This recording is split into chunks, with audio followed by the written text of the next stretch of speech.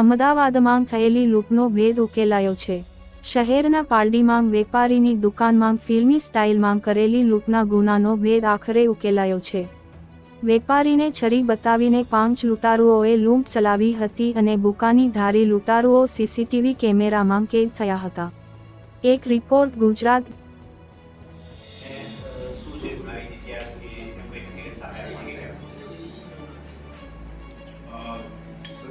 जुलाई रोज रात्रे 9:30 वाग्याની વચ્ચે પાલડી પોસ્ટ વિસ્તારમાં જીએસપી અનાજ ગોડાઉનની એક પીડી આવેલી છે। ત્યાં મેનેજર અને વેપારીને છરો બતાવીને 3,10,000ની લૂંટ કરવામાં આવી હતી। આમાં લૂંટમાં રોકડ રકમ, મોબાઈલ ફોન અને એ જે એક્ટિવા હતું મેનેજરનું એ પણ એ લૂંટમાં આ લોકો જે આરોપીઓ જે છે એ લૂંટી ગયેલા। આ બનાવની ગંભીરતાને જોતા ક્રાઇમ બ્રાન્ચ દ્વારા આરોપીઓની શોધખોળ હાથ ધરવામાં આવી હતી અને આજરોજ આ ગુનાને અંજામ આપનાર 5 આરોપીઓની ધરપકડ કરવામાં આવી। આ 5 આરોપી ભુજ જિલ્લાના ભચાઉના છે। એમાં જેનું નામ છે રમેશ પરબત કોળી, વિનેશ વિનોદ લિંગાભાઈ કોળી, હરેશ નારાયણભાઈ કોળી, નાગજી લિંગાભાઈ કોળી અને ધર્મેશ જવાહરભાઈ કોળી।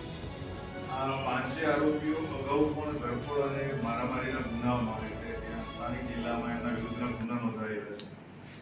આ જે આરોપીઓ છે એમની પાસેથી જે રિકવરી થઈ છે, રિકવરીમાં લૂંટમાંથી જે એમણે મેળવેલ રકમ પૈકીના 80,000 રૂપિયા, એક્ટિવા, મોબાઈલ ફોન એમ કુલ મળી 1,50,000નો મુદ્દામાલ કબજે કરવામાં આવ્યો છે। આ બનાવને અંજામ આપવા માટે આ જે અનાજ ગોડાઉનના જે વેપારી જે છે એ રાત્રે જ્યારે એમની સાથે કામ કરતા માણસો 8:30-9 વાગે નીકળી જાય ત્યાર પછી વેપારી તથા મેનેજર બંને એકલા હોય છે અને ટીપર જે છે